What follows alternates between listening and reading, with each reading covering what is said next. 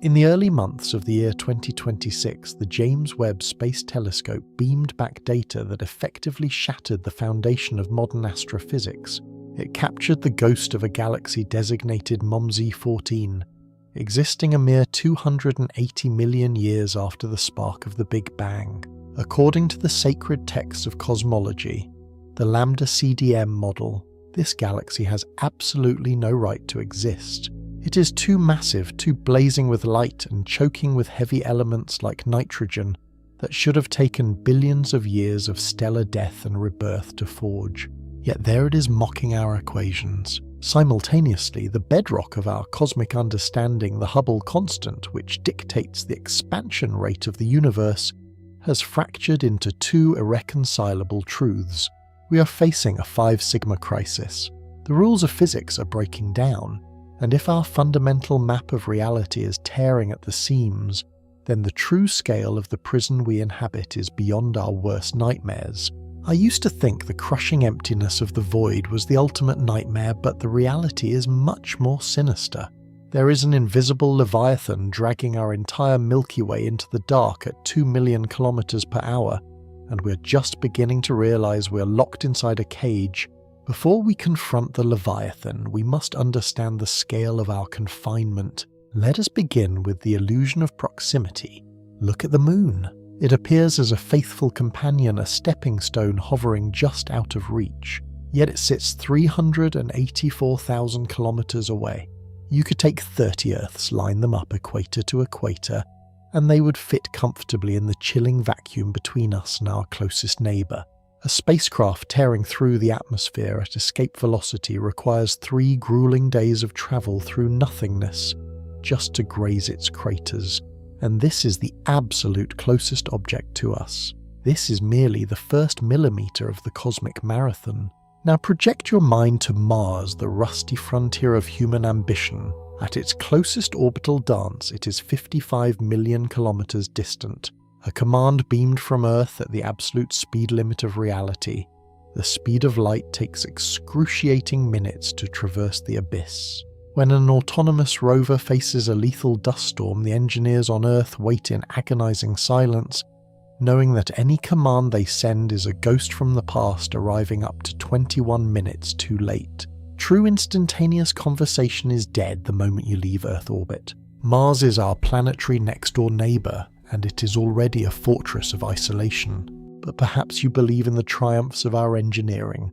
You look to Voyager 1, the metallic ambassador of humanity. Launched in 1977, it has been screaming into the dark at over 61,000 kilometers per hour for nearly half a century. It is the farthest any human-made object has ever ventured, currently drifting over 24 billion kilometers away. We celebrate it as an interstellar traveler, but this too is an illusion. Voyager 1 has not escaped the gravitational clutches of our solar system. Lurking beyond the planets is the Oort cloud, a colossal spherical shell of ancient ice and frozen debris.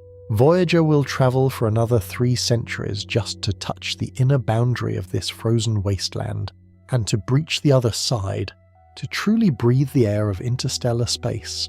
It will take another 30,000 years, 30 millennia. The entirety of human civilization, from the first spark of fire in a cave to the launch of the telescope that broke physics, is a brief flicker compared to the time it takes our fastest machine to cross our own front yard. And when it finally does, the nearest star, Proxima Centauri, will still be tens of thousands of years away. Our physical reach is pathetic, but surely our voice carries further. For over a century, humanity has been bleeding radio waves into the cosmos. Every broadcast, every radar pulse, every cry of war and song of peace has been expanding outward in a sphere of electromagnetic radiation at the speed of light. Our sphere of noise is 125 light-years in radius. It feels immense, but visualize the Milky Way, a swirling vortex of 250 billion stars. If you were to drop our radiosphere into that vortex, it would vanish. It encompasses a fraction of a percent of the stars in our galaxy. Beyond that invisible boundary, the universe is deaf to our existence. No one has heard us. No one knows we're here. We have been screaming into the abyss, and the abyss has swallowed our voices without a ripple.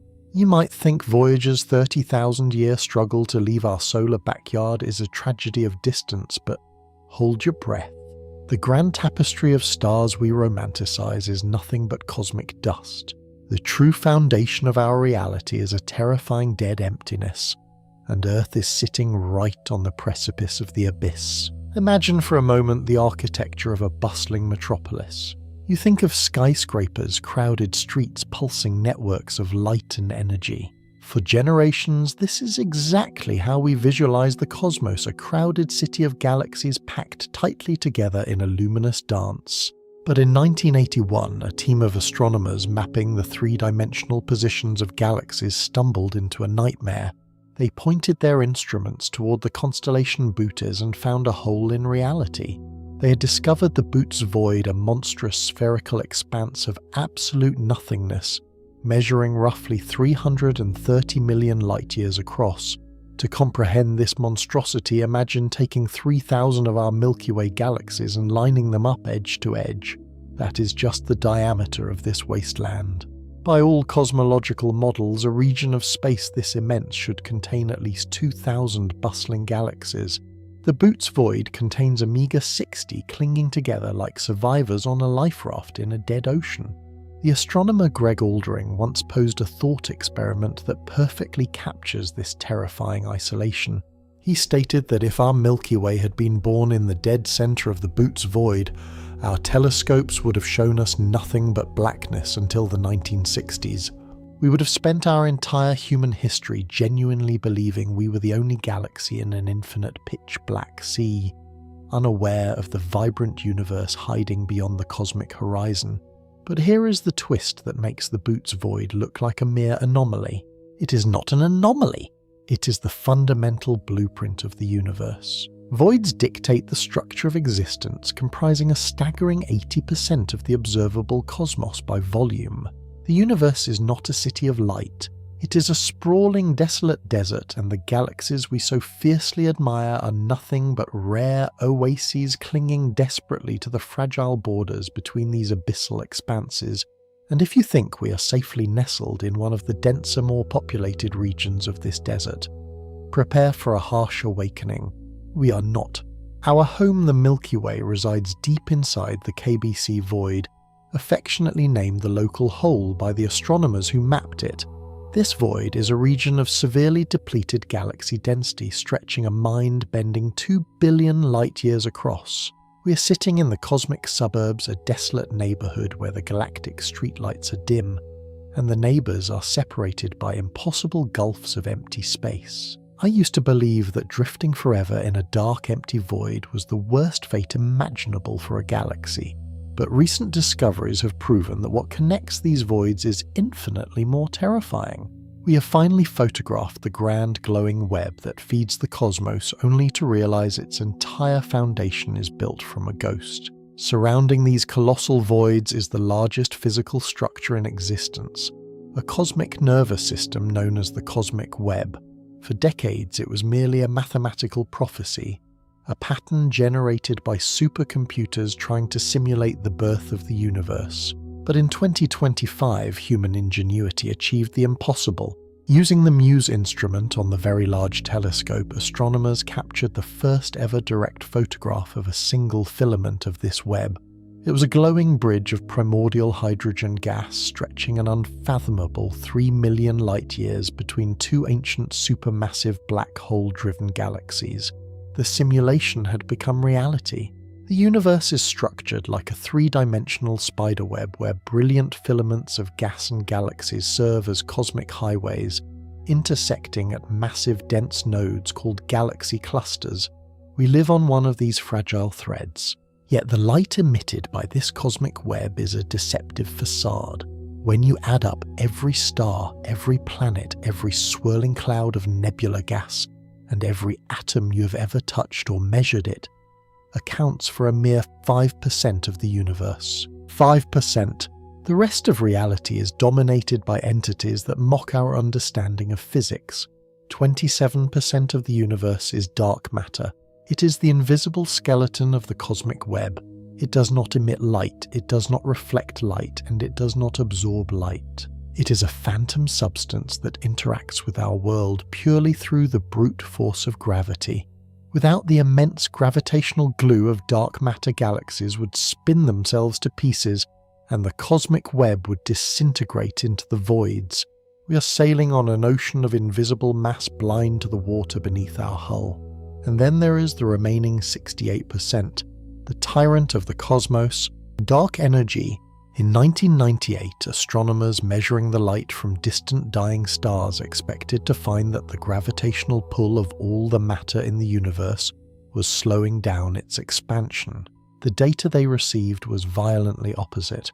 The expansion of the universe was not slowing down, it was accelerating.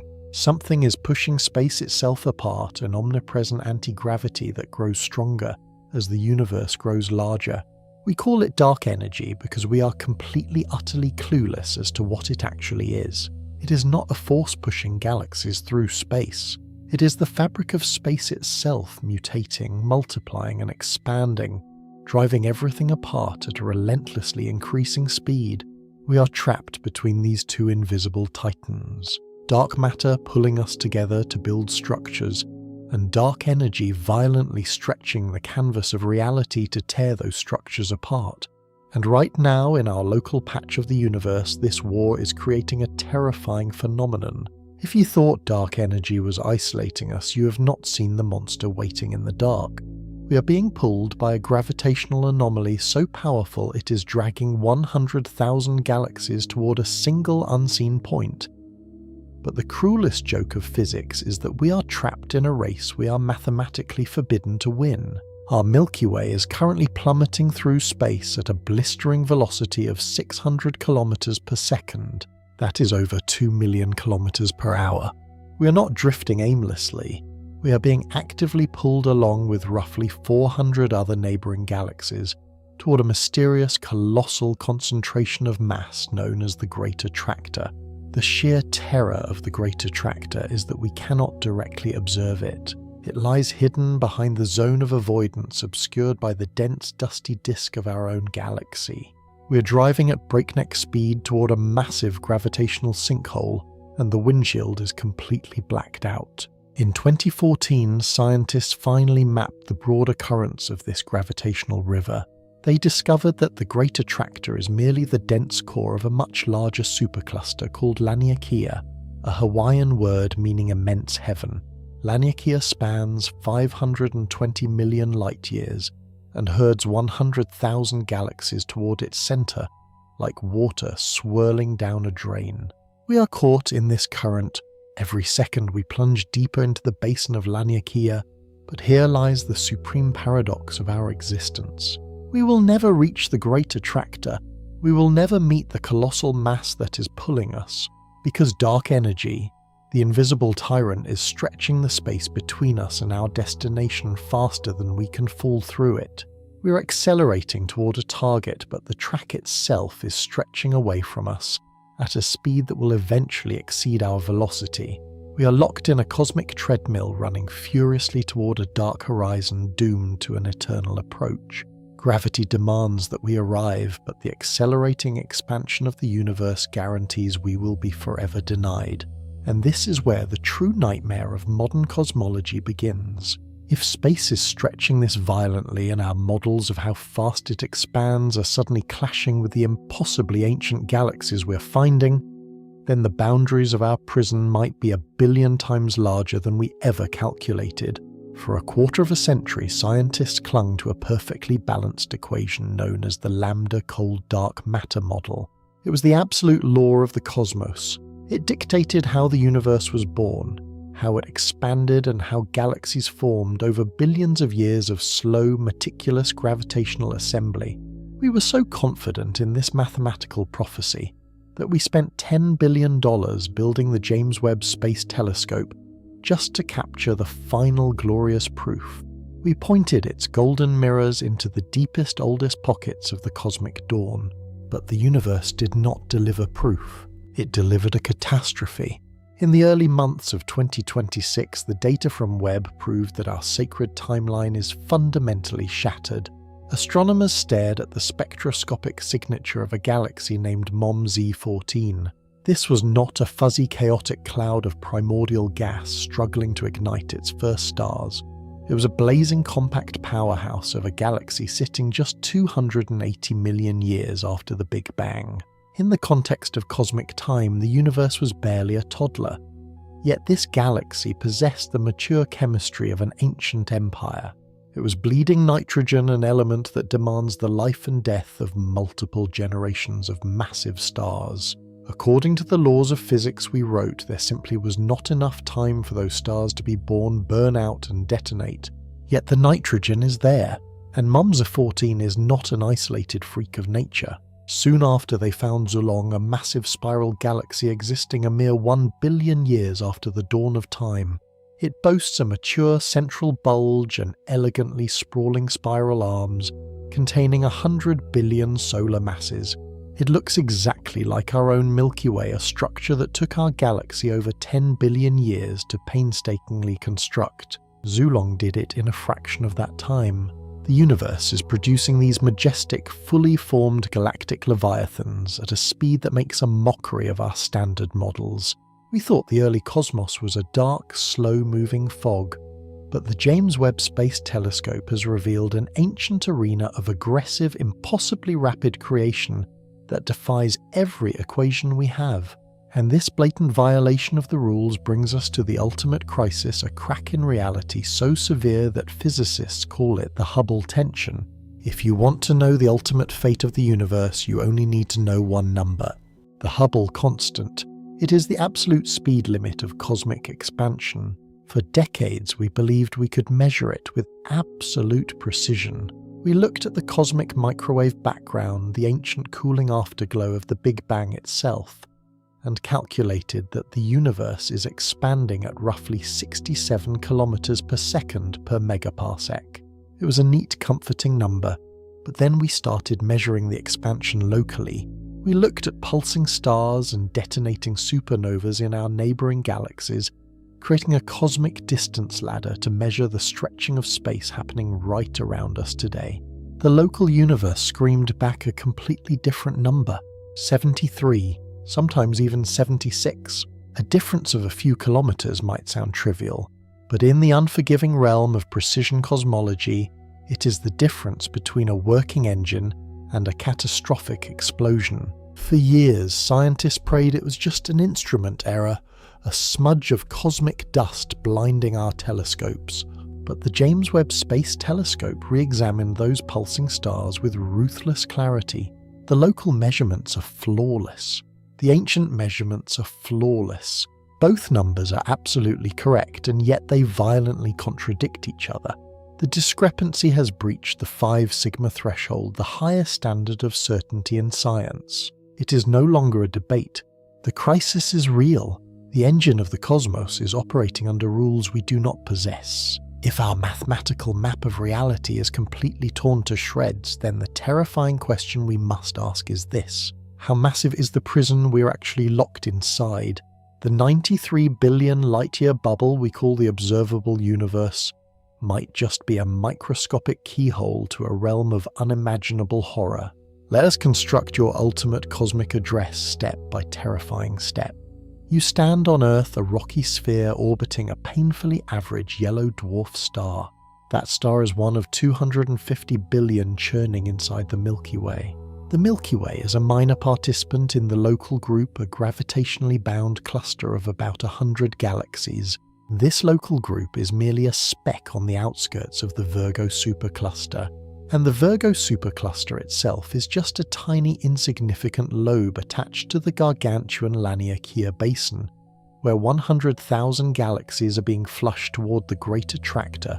But Laniakea is not the end. It is merely a single bead of water on an unimaginably vast thread of the cosmic web known as the Pisces-Cetus supercluster complex. A filament of galaxies stretching a mind-numbing 1 billion light-years across the dark. A billion light-years is a structure so vast it crushes the human imagination, yet it is merely 1% of the observable universe. The observable universe is a sphere centered entirely on you with a diameter of roughly 93 billion light-years. It contains 2 trillion galaxies and more stars than there are grains of sand on every beach and desert on our planet combined. But wait, if the universe is only 13.8 billion years old, how can we see 93 billion light-years across? It sounds like a violation of the speed of light, but it is the ultimate proof of our confinement. The light from the most distant galaxies has been travelling toward us for 13 billion years. But while those photons were desperately swimming through the void, the dark energy of the universe was violently stretching the space beneath them. The galaxies that emitted that light are no longer 13 billion light-years away. The expanding fabric of reality has dragged them outward, pushing them back to a staggering distance of 46 billion light-years in every direction. The 93 billion light-year sphere is not the true boundary of the cosmos. It is an optical illusion, a horizon dictated by the sluggish speed of light and the relentless stretching of space. When we look to the absolute edge of this sphere, we do not see a physical wall of brick or energy. We see a wall of time. We see the cosmic microwave background. This is the oldest light in existence, the flash of creation released 380,000 years after the Big Bang. Before this moment, the universe was a blinding, superheated plasma fog so dense that light itself was trapped, unable to travel a single millimeter. When the cosmos finally cooled enough for the first atoms to form, the fog cleared and that trapped light blasted across the universe. We see it today as a faint microwave hiss coming from every single direction in the sky. The cosmic microwave background is the ultimate visual cage. No telescope, no matter how powerful, will ever see past it, using light because before that wall there was no light to see. But the true terror is not what is hidden behind the fog of the Big Bang. The true terror is the second boundary, a boundary that guarantees our absolute permanent isolation from the rest of existence. Beyond the wall of the cosmic microwave background lies a second, far more terrifying boundary. We call it the cosmic event horizon, because the dark energy accelerating the expansion of our universe is relentless. There are regions of space right now at this very second that are receding from us, at velocities faster than the speed of light. This is not a violation of physics. Nothing can travel through space faster than light, but space itself is not bound by that speed limit.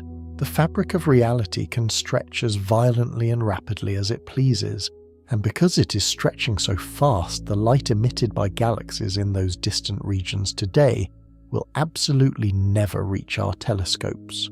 The photons are running on a cosmic treadmill that is accelerating faster than they can sprint. They will forever fall behind.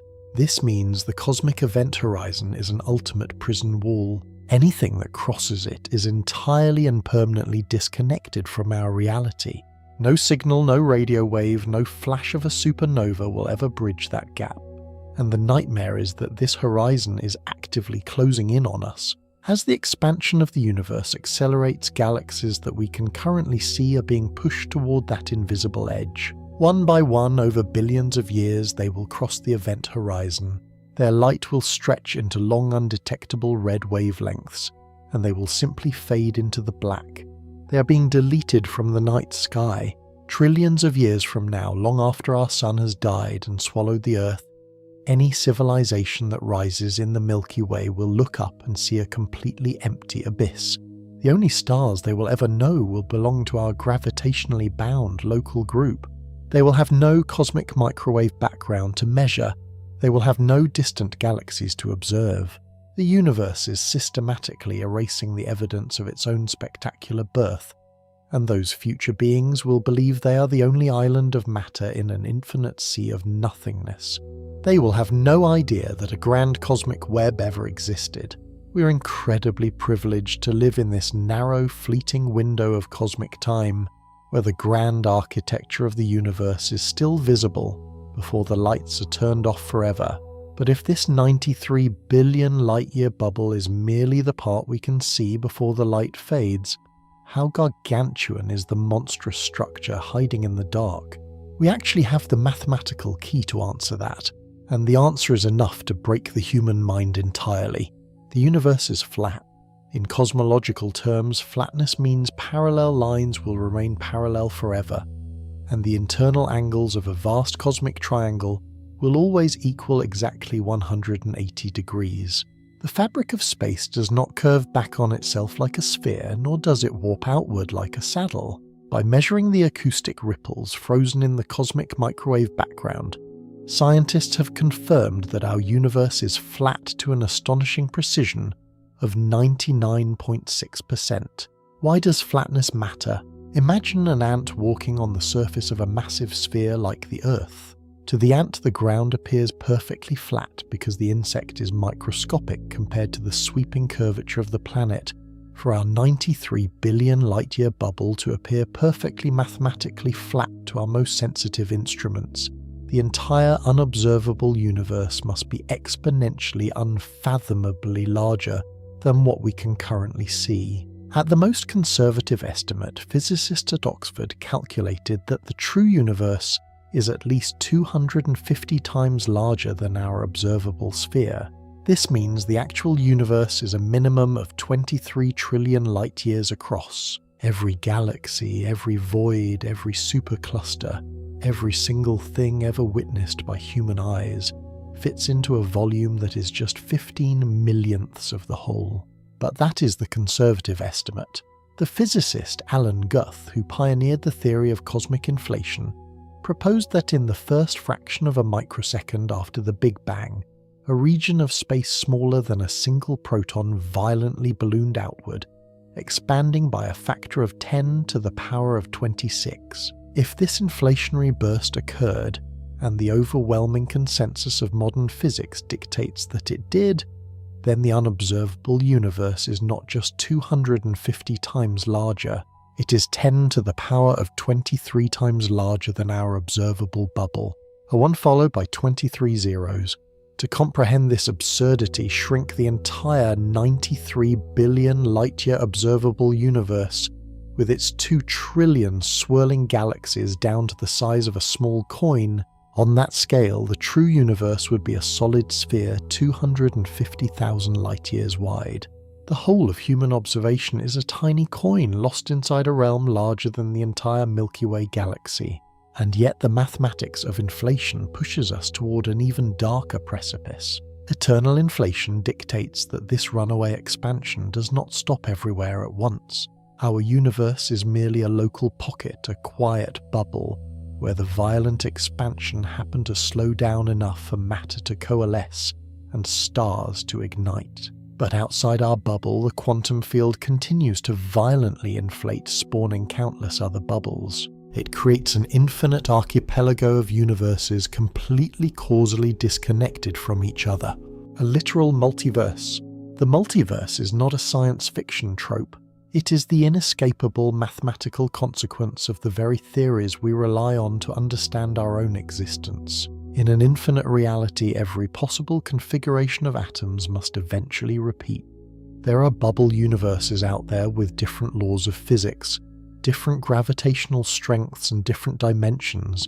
There are universes where the nuclear forces are too weak, rendering the formation of atoms impossible, resulting in a dark, formless void of expanding radiation.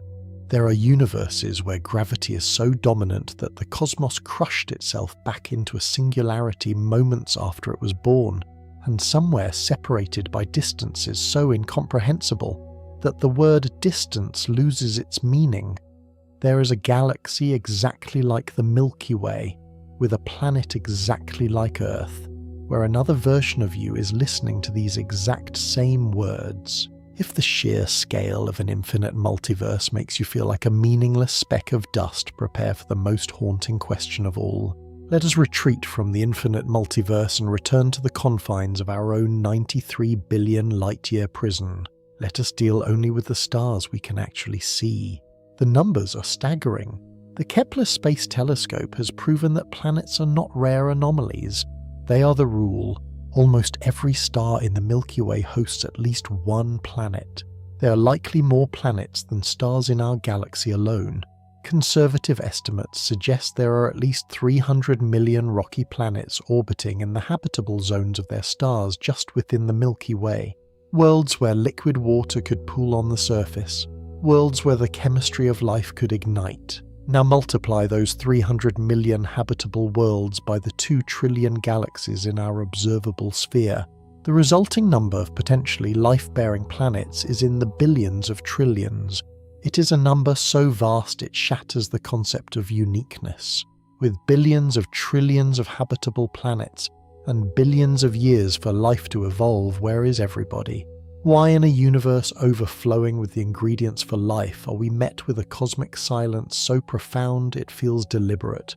In the summer of 1950, the brilliant physicist Enrico Fermi was having a casual lunch with colleagues when the conversation drifted toward the overwhelming probability of extraterrestrial life. Fermi possessed an uncanny ability to perform complex calculations in his head using nothing but rough estimates. He factored in the immense age of the Milky Way, the sheer volume of stars, the likelihood of planets, and the time it would realistically take for a technologically capable civilization to spread across the galaxy, even at a fraction of the speed of light. His conclusion was immediate and devastating. If intelligent life is a natural common progression of cosmic evolution, the galaxy should be absolutely teeming with it by now. An advanced civilization has had billions of years to colonize every star system. A single species could conquer the Milky Way in a few tens of millions of years, which is a mere blink in cosmic time. And yet when we look up, we are met with an absolute haunting silence. No probes, no megastructures blocking the light of distant stars, no stray radio signals, no artifacts buried on the moon. Nothing. Fermi simply asked, "Where is everybody?" This chilling realization became known as the Fermi paradox. In the decades since that lunch, our telescopes have grown exponentially more powerful. Our surveys have mapped the heavens with terrifying precision, and we've actively listened for the faintest whispers of alien technology. We have found absolutely nothing. The explanations for this silence are numerous, and each one carries its own brand of existential dread. The Great Filter hypothesis proposes that somewhere on the evolutionary timeline between dead chaotic chemistry and a galaxy-spanning interstellar empire, there exists an insurmountable barrier, a step so incredibly difficult or a catastrophe so utterly unavoidable that almost no species survives it. The terrifying question is, where does this filter lie? If the Great Filter is behind us, perhaps the leap from single-celled organisms to complex life is so statistically miraculous that we're among the extremely lucky few who survived. If so, the universe is a graveyard of microbial sludge that never evolved. But if the Great Filter is ahead of us, then the nightmare is just beginning. It means civilizations routinely rise, discover technology, and then inevitably annihilate themselves through nuclear war, artificial intelligence, or ecological collapse before they can escape their home systems. It means our future is a guaranteed apocalypse. Then there is the dark forest theory. This hypothesis suggests that the universe is teeming with advanced civilizations, but they are all deliberately hiding. In a cosmos where resources are finite and the intentions of other species are fundamentally unknowable, the most logical strategy for survival is absolute silence. Any civilization foolish enough to broadcast its location is immediately targeted and destroyed by an older, more paranoid apex predator species. The universe is a dark forest, and every rustling bush might be a hunter. We have been loudly screaming our exact coordinates into this forest for a century. But perhaps the truest, most devastating answer to the Fermi paradox requires no apex predators and no inevitable self-destruction. The answer is simply the architecture of the prison itself. The distances are the filter. Everything we have discussed, the sprawling voids, the razor-thin filaments of the cosmic web, the isolating bubble of the local hole, the accelerating expansion of dark energy, all of it points to a singular, brutal reality. The universe is not just large, it is structurally engineered to isolate its inhabitants. It is a cosmic quarantine. Even within our own Milky Way, the distances are completely paralyzing. The absolute nearest star to our Sun is Proxima Centauri, 4.24 light-years away. At the speed of our fastest spacecraft, it is a 73,000-year journey. If you sent a simple radio message right now, it would take over 4 years to arrive and another 4 years to hear a response. A single conversation would span a decade. But Proxima is our closest neighbour. The Milky Way is 100,000 light-years across. A distress signal beamed from one side of our galaxy to the other would take 100 millennia to reach its destination. Entire species could evolve, build empires and go extinct in the time it takes their first hello to reach the opposite spiral arm. And when you look beyond our galaxy, the concept of communication collapses entirely. The Andromeda galaxy is 2.5 million light-years away. The nearest major galaxy cluster, the Virgo cluster, is 54 million light-years distant. If we beamed a message to Virgo today, it would arrive 54 million years in the future. The humans who sent it would be ancient history reduced to fossilized dust long before the signal was even received. Communication across the cosmic web is functionally impossible on any biological timescale. We're not alone because life is a miracle. We are alone because togetherness is mathematically forbidden by the sheer scale of the void. The universe might be deafeningly loud, filled with the desperate voices of billions of civilizations, all calling out, all wondering if anyone is listening, and all of them completely unheard. The cosmic web separates us. The expanding voids push us apart, and the event horizon guarantees we will eventually be locked in solitary confinement. The question is not just whether we are alone. The question is, could we ever possibly know if we were not? The answer inscribed in the cold laws of physics is no. We are islands in an ocean so vast that no ship can cross it. The silence of the night sky is not a mystery waiting to be solved. It is a fundamental feature of a cosmos too massive for its children to ever find each other. This isolation, this mathematically guaranteed loneliness, might seem like the ultimate tragedy. To be born in a prison so vast you cannot even see the walls destined to fade away without ever touching another mind.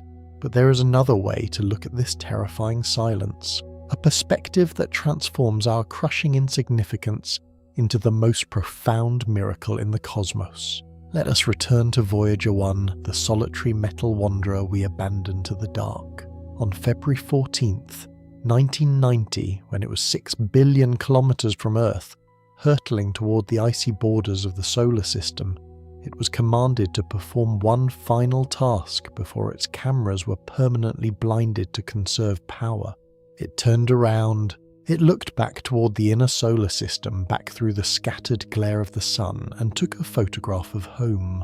The resulting image is almost entirely black space, bisected by a few scattered rays of sunlight refracting off the camera lens. But caught in one of those beams, suspended like a microscopic mote of dust, is a single pale blue pixel. That fraction of a dot is Earth. It was photographed from a distance that in the grand cosmic scheme is absolutely laughable. 6 billion kilometers is not even a fraction of a millimeter on the map of the Milky Way, let alone the Laniakea supercluster or the 93 billion light-year observable sphere. Yet from that trivial neighbouring distance, our entire world was reduced to an almost invisible smudge. Consider what that means. Every emperor who ever conquered a continent, every architect who raised a pyramid, every mother who comforted a crying child, every saint, every sinner, every inventor and every dictator lived and died on that suspended speck of dust. All of human history, all of our wars, our art, our music and our suffering happened on a fraction of a pixel that the universe does not even notice. We are a biological anomaly clinging to a wet rock hurtling through a dead void inside a galaxy that is falling toward a great attractor we will never reach in a universe that is tearing itself apart. By every metric of mass, volume and time, we are mathematically equivalent to zero.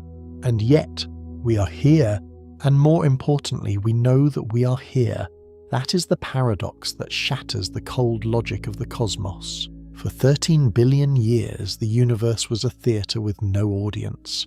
The cosmic web wove its brilliant filaments in absolute darkness. The gargantuan voids expanded in absolute silence. Galaxies collided, supernovas detonated, and black holes swallowed millions of stars, and there was absolutely no one there to witness it. The universe was completely, utterly blind. But then on one insignificant spiral arm of a mundane galaxy on a planet uniquely positioned with liquid water and a magnetic shield, the dead matter of the universe did something impossible. The ash of dead stars, the iron forged in the crushing hearts of supernovas, the calcium created in the dying gasps of massive suns, and the ancient hydrogen born in the very fires of the Big Bang all gathered together. Through billions of years of chaotic chemistry and brutal evolution, that stardust organized itself into complex patterns. It grew nerves, it grew a brain, it opened its eyes. You're not a creature standing outside the universe looking in.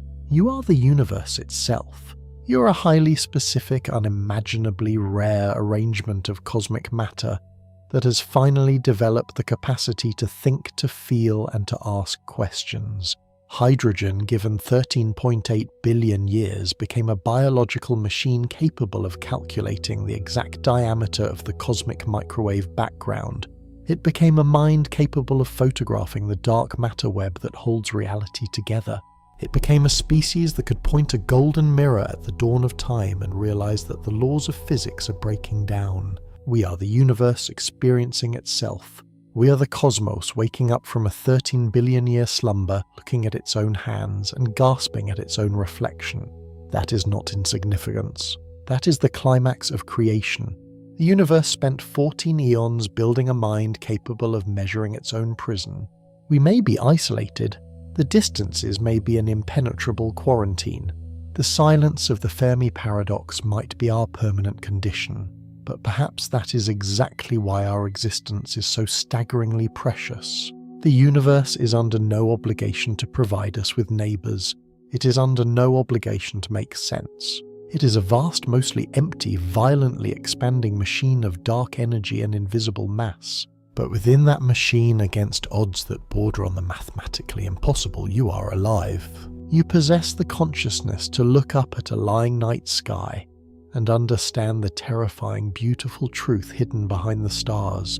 You are the brief, brilliant spark of awareness in an ocean of dark. But the architecture of this universe is not eternal, and the fabric of reality is starting to fray.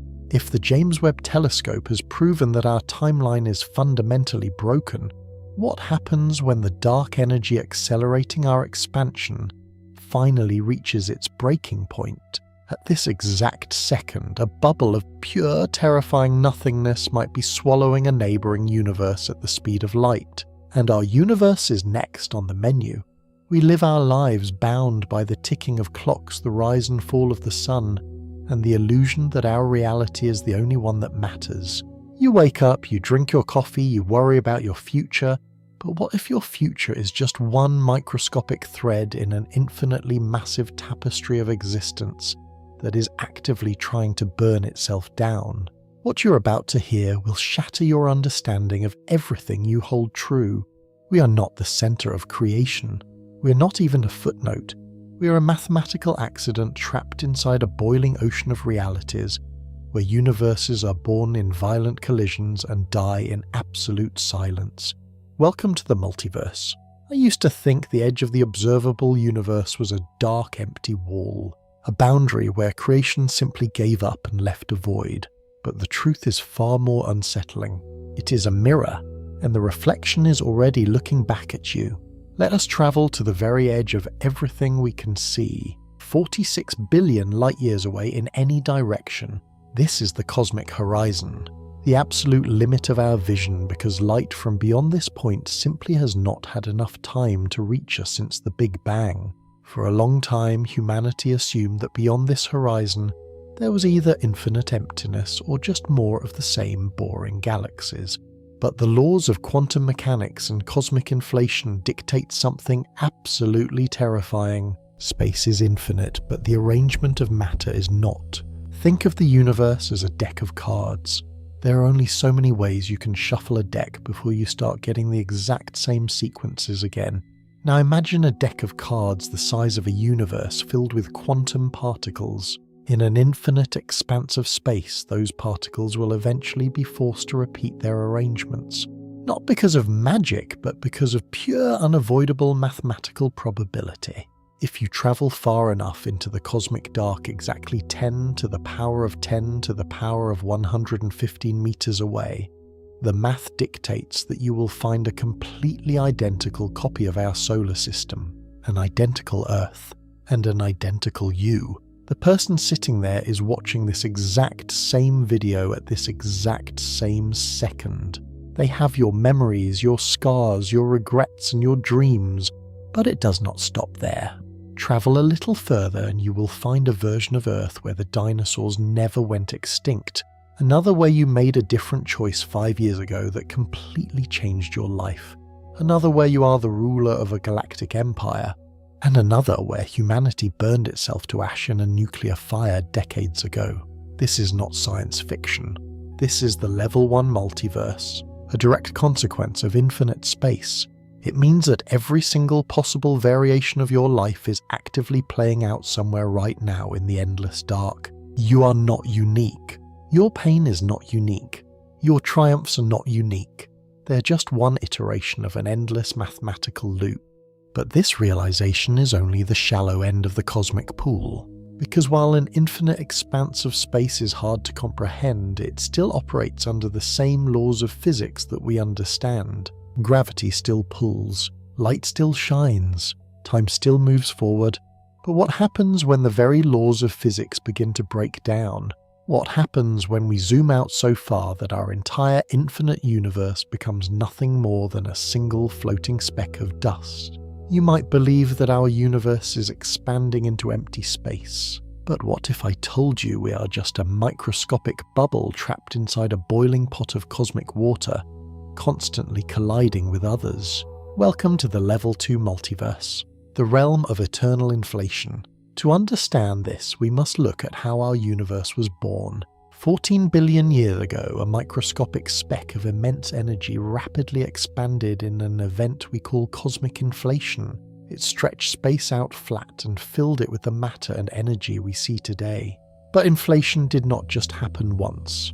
According to the leading theories of cosmology, inflation is eternal. It is happening right now in the spaces beyond our universe. Imagine a pot of boiling water. The water represents an underlying energy field that is constantly expanding at unimaginable speeds. Occasionally a tiny pocket of this water cools down and stops expanding so aggressively. It forms a bubble. Our universe, the entirety of everything we have ever known or will ever know, is just one of those bubbles. And here is the terrifying part. There are billions of other bubbles forming every single second, an endless boiling ocean of creation. But these other bubble universes are not like ours. When a new bubble forms, the cosmic dice are rolled again. The laws of physics themselves mutate. In a neighbouring bubble universe, gravity might be 1 billion times stronger, crushing any potential stars into black holes the moment they are born. In another, there might be no such thing as light, only an endless soup of dark matter vibrating in 11 dimensions. In some of these universes, time might flow backwards. In others, atoms cannot form at all, leaving nothing but a vast radioactive wasteland. We are floating in this boiling ocean, completely blind to the cosmic titans surrounding us. But bubbles in a boiling pot do not always stay apart. They expand, they grow, and eventually they collide. What happens when two universes with completely different laws of physics crash into each other? It is an event of such unimaginable violence that it leaves permanent scars on the fabric of reality itself. Some astrophysicists believe that the cold spot in our cosmic microwave background radiation, a massive unexplained void in our universe, is actually a bruise, a scar left behind from a time when a neighbouring universe smashed into ours billions of years ago.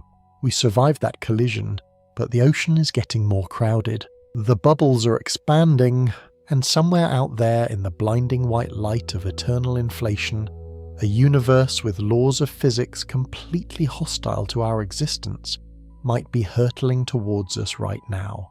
If it hits us, we would not even see it coming. The very fabric of our reality would be rewritten at the speed of light. Every atom in your body would instantly dissolve into a configuration of energy that we cannot even mathematically comprehend. But as terrifying as a cosmic collision might be, it is an external threat, a danger from the outside. What if the true horror of the multiverse is not out there in the void? What if it is hiding inside every single decision you have ever made? What if the multiverse is a prison you can never escape? Every time you narrowly escaped a fatal accident, you did not survive. A version of you died violently. You just happened to be the consciousness trapped in the timeline that lived. Welcome to the Level 3 multiverse, the terrifying reality of quantum mechanics and the many worlds interpretation. Up until now, we've been looking out into the vastness of space, but the true horror of existence is found by looking inward, down into the microscopic world of atoms and subatomic particles, the building blocks of you and me. In the quantum realm, the rules of common sense do not apply. A particle does not have a single fixed location or state. It exists in a haze of probabilities, a superposition of all possible states at once. It is only when an observer measures the particle that it is forced to choose a state. But what happens to the other possibilities? Do they just vanish into thin air? In the 1950s, a physicist named Hugh Everett proposed an answer that shattered the scientific community. He said the other possibilities do not vanish. They happen, all of them. Every single time a quantum event occurs, the entire universe splits. Reality branches off into parallel timelines. Think about what this actually means for your life. Every choice you have ever made, no matter how insignificant, has spawned an entirely new universe. The time you chose to turn left instead of right on your drive to work, the moment you hesitated before sending a message, the split-second decision to look up at the sky. Each of these moments created a branching timeline. There is a universe where you made the opposite choice, but it gets infinitely darker. Think back to a moment in your life where you almost died, a car accident you barely avoided, a severe illness you miraculously recovered from, a moment of sheer luck that kept you breathing. According to the many worlds interpretation, your luck is an illusion. In the timeline where you turned the steering wheel a fraction of a second too late, the crash happened. The metal crushed your bones. You bled out on the asphalt. Your family grieved your tragic death. But you do not experience that timeline because your consciousness can only follow the branching path where you survived. This is the horrifying concept known as quantum immortality. Your consciousness is effectively trapped, forced to continuously navigate the quantum maze of survival. You will always perceive yourself surviving, even as you leave behind an infinite trail of dead bodies in parallel universes. You are a prisoner in the labyrinth of your own existence, unable to escape the burden of living. You might think you're safe reading this, but with every breath you take, you are shedding infinite ghost versions of yourself who choked, who suffered, who met a gruesome end in the dark corners of the multiverse. The universe does not care about your survival. It simply splits and moves on. We are not traversing a single straight road of time. We are falling through an infinitely dense forest of realities, blindly crashing through the branches of probability. But even this nightmare of infinite splitting timelines is contained within the boundaries of what we call quantum mechanics. What happens when we zoom out beyond the quantum, beyond the expanding bubbles, beyond the very fabric of space and time as we know it? We spent centuries searching for the architect of the cosmos only to realize something chilling. There is no architect. We are just a fleeting collision of membranes in the 11th dimension. Welcome to the peak of the mountain, the Level 4 multiverse and the realm of M-theory. For decades, physicists have been trying to unite the chaotic world of quantum mechanics with the smooth, heavy curves of gravity. Their greatest attempt is string theory, the idea that everything in the universe is not made of tiny dots but of unimaginably small vibrating strings of energy. But the math of string theory only works if the universe has extra dimensions. Not 3, not 4, but 11 dimensions of reality. We cannot see them because they are curled up infinitely small, hiding in the folds of space. But M-theory takes this a step further. It suggests that our entire three-dimensional universe is just a flat membrane, a brain, floating in a much larger, higher dimensional space known as the bulk. Imagine our universe as a single slice of bread in an endless cosmic loaf. We are trapped on this slice. We can only move across its surface. We cannot see the other slices hovering just millimeters away from us in the bulk. But they are there, giant undulating sheets of reality rippling through the 11th dimension. And sometimes these membranes drift too close to each other. For billions of years, two colossal brains might be drawn together by a mysterious gravitational pull across the higher dimensions. They accelerate, they warp, the tension builds to a mathematical breaking point, and then they strike. The collision is so violently energetic that it ignites a cosmic firestorm across the surface of the membranes. Plasma superheats, space tears open, time itself begins to flow. We call this horrific multidimensional car crash the Big Bang. Your entire history, the birth of the stars, the formation of Earth, the rise and fall of empires, everything you have ever known is just the cooling debris of a collision between two invisible, hyperdimensional walls. We are the sparks flying off a cosmic anvil, and the terrifying truth is the membranes have not stopped moving. They are pulling back, slowly resetting their position in the dark void of the bulk, preparing for another strike. When the brains strike again, the Big Bang will repeat. But you will not be here to see it. Long before the membranes collide, our universe faces a threat that is already hardwired into the very fabric of space. A self-destruct button hidden in the fundamental code of reality. To understand this, we must look at the invisible fields that govern our existence. The most crucial of these is the Higgs field. It gives mass to everything. Without it, atoms would fly apart. You would dissolve into a chaotic storm of massless energy. For a long time, physicists believed the Higgs field was stable, that our universe rested at the absolute bottom of a valley of energy, a state of true vacuum. But the latest calculations from particle accelerators suggest a terrifying alternative. We are not at the bottom of the valley. We are resting on a fragile ledge halfway down. We are living in a false vacuum, and this is where the ultimate cosmic horror begins. In the strange world of quantum mechanics, particles do not always need energy to climb over a mountain. Sometimes they can simply tunnel right through it. If a microscopic fluctuation occurs anywhere in the vast infinite expanse of our universe, a tiny piece of the Higgs field could quantum tunnel through the ledge and drop to the true bottom of the valley. This single microscopic event would trigger a catastrophic chain reaction. A bubble of true vacuum would instantly form. Inside this bubble, the laws of physics would be completely rewritten. The strong nuclear force, the weak force electromagnetism, gravity, all of them would mutate or cease to exist. This bubble of absolute destruction would expand outward in all directions at the exact speed of light. It would swallow galaxies. It would vaporize black holes. It would consume dark matter. And because it moves at the speed of light, there would be absolutely no warning. You could not see it approaching in a telescope. The light carrying the image of the bubble would arrive at the exact same instant as the bubble itself. The sky would not turn red. The stars would not slowly fade. 1 millisecond you're reading this, and the next millisecond the chemical bonds holding your DNA together simply stop functioning. The universe does not burn.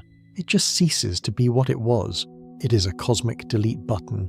Some cosmologists believe that in an infinite universe, false vacuum decay is not just a possibility. It is an absolute mathematical certainty. Given enough time, it will happen. In fact, it might have already happened billions of light years away. A sphere of pure annihilation could be hurtling towards the Milky Way right now. It might arrive in 1 billion years. It might arrive tomorrow. It might arrive before you finish this sentence. We are completely blind and defenseless against the collapsing mechanics of our own reality. This brings us to the ultimate chilling revelation of the Level 4 multiverse. If our universe can be deleted so easily, if the laws of physics can change like the roll of a die, then what are the laws of physics anyway? Max Tegmark, a cosmologist at MIT, proposed that the laws of physics are not just described by mathematics. They are mathematics. Every possible mathematical structure that can exist does exist physically as its own universe. We are not living in a universe that happens to have mathematical properties. We are living inside a giant mathematical equation. Think about a video game. To the characters inside the game, their world feels physical. They feel gravity. They see light. They bump into walls. But outside the game, there is no gravity. There is no light. There are just lines of code running on a processor. In the ultimate multiverse, there is no processor. There is only the code. Pure abstract mathematics manifesting itself as physical reality. You're not flesh and bone. You're a highly complex, self-aware algorithm running in a specific mathematical structure that allows for the illusion of consciousness. If mathematics is the language of the cosmos who wrote the code, the answer is terrifying. The code was not written. The equation simply exists outside of time and space. And because every single mathematical structure must exist, there are universes out there based on equations so alien that human language cannot even begin to describe them. Universes with 0 dimensions, universes where cause and effect are reversed, universes entirely made of a single continuous sound vibrating in a geometry that would shatter our minds. We are prisoners trapped in a specific set of numbers, a localized coordinate system in a multiverse of infinite mathematical possibilities, and our specific set of numbers is highly unstable. We are clinging to a fragile branch on an infinite tree of equations, waiting for the variables to change and erase us from the cosmic chalkboard. You think your memories of your childhood are real. You believe the sun rose yesterday because you remember seeing it. But if the mathematics of the multiverse are correct, it is infinitely more probable that the universe, the Earth and your physical body did not exist 10 seconds ago. It is far more likely that your brain simply popped into existence out of the endless void of space a microsecond ago, fully loaded with false memories of a life you never actually lived. Welcome to the terrifying paradox of the Boltzman brain. As we journey deeper into the infinite mathematical structures of the multiverse, we must confront the ultimate fate of our own cosmos. In about 1 Google years, that is a 1 followed by 100 zeros, all the stars in our universe will burn out. The black holes will evaporate into radiation. The galaxies will dissolve into a thin soup of isolated photons expanding into a freezing absolute dark. We call this the heat death of the universe. A state of maximum entropy where no energy can be exchanged and nothing new can ever happen. Time itself will essentially lose all meaning because there will be no events left to measure it. But in the infinite expanse of the multiverse, death is never truly final. It is merely a statistical waiting game. Even in a dead, frozen universe, the laws of quantum mechanics still whisper in the dark. Empty space is never truly empty. It is a boiling quantum foam of virtual particles popping in and out of existence. Over unimaginable timescales, these quantum fluctuations can occasionally arrange themselves into complex structures by pure random chance. If you wait long enough, a random cloud of gas might spontaneously form. Wait even longer, and a perfect replica of a grand piano might materialize out of the vacuum only to dissolve back into nothingness. And if you wait an unfathomable amount of time, the random quantum fluctuations of the dead universe will accidentally assemble a fully functioning human brain, complete with an artificial consciousness, false memories of a rich life, and the momentary sensation of reading these exact words before it instantly freezes and dies in the cosmic vacuum. Ludwig Boltzmann, the physicist who discovered the equations of entropy, inadvertently laid the groundwork for this nightmare. According to the laws of thermodynamics, it takes billions of years of careful evolution and a massive low-entropy environment like our solar system to create a biological human brain. But in an eternal multiverse, the amount of time available is infinite. Because of this infinity, the math demands a horrifying conclusion. The number of spontaneous floating brains forming in the dead void outnumbers the biological brains of actual evolved humans by an infinite margin. If you are a conscious observer in this universe, the statistical probability that you are a real biological entity sitting on a real planet is basically zero. You are almost certainly a Boltzman brain, a lonely momentary spark of awareness hallucinating this entire documentary, hallucinating the device you are watching it on, and hallucinating the very concept of reality, just milliseconds before you dissolve back into the quantum static. This is the ultimate dread of the infinite. It completely erodes the foundation of our existence. If everything is possible, then nothing is real. Our entire history, our struggles, our wars, our art and our love might just be a fleeting error in the thermodynamic code of a dead universe. We are desperately trying to find meaning in a cosmos that is structurally designed to overwrite us. We look up at the night sky and feel a sense of wonder. But we are only staring at the walls of our temporary cage, and yet the multiverse does not care about our existential dread. It continues to churn. Beyond the frozen wasteland of our dying universe, beyond the infinite sea of hallucinating brains, the higher dimensions remain violently active. The membranes of the 11th dimension continue to drift through the bulk. The eternal inflation of the cosmic ocean continues to blow new bubbles of reality. Creation and destruction are not opposite forces. They are the exact same mechanism functioning on different scales. The death of one reality is the fuel for the birth of another. When our universe finally flatlines and enters its eternal slumber, the energy of its expansion does not just disappear. It stretches the very fabric of space until it tears. And in those microscopic tears, the false vacuum might decay, a membrane might strike, a new bubble might pinch off from the dead husk of our reality. The moment our time ends is the exact moment a new Big Bang ignites in a completely isolated timeline. A new universe is born with new laws of physics, new elements, and entirely new possibilities. Perhaps in that universe gravity repels. Perhaps light moves infinitesimally slow. Perhaps life is not based on carbon, but on the harmonic frequencies of dark matter. The destruction of our world is not a tragedy, it is a necessity. If the universe did not die, the infinite variations of the multiverse could not be explored. We are the sacrificial lamb on the altar of infinite probability. Our temporary existence allows the cosmic equation to balance itself out. But this realization brings us to a breaking point in our journey. If we are destined to be erased, if our reality is just a fragile bubble, a mathematical construct or a temporary hallucination, then what is the point of anything? Why does consciousness even exist in a multiverse that is actively trying to extinguish it? You think you are looking at the universe, but what if the universe created you specifically because it was terrified of the dark? We have journeyed through the infinite mirrors of the Level 1 multiverse. We have navigated the boiling ocean of eternal inflation. We have faced the nightmare of quantum immortality and the mathematical prison of the 11th dimension. And in all of these scenarios, the cosmos seems entirely hostile to our existence. It wants to crush us, freeze us, or overwrite us. But there is a glaring paradox hiding in the math. If the multiverse is so chaotic, why are we here at all? Why are the laws of physics in our specific bubble so perfectly tuned to allow for the creation of stars, planets, and biological life? Physicists call this the fine-tuning problem. Imagine a giant control panel with dozens of dials.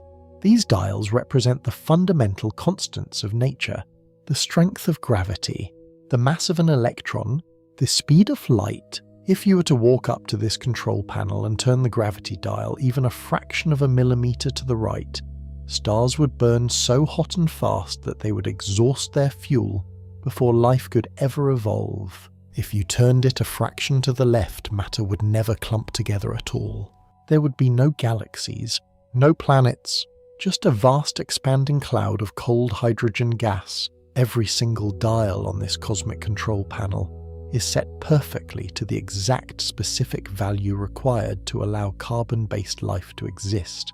The probability of this happening by pure random chance is essentially zero.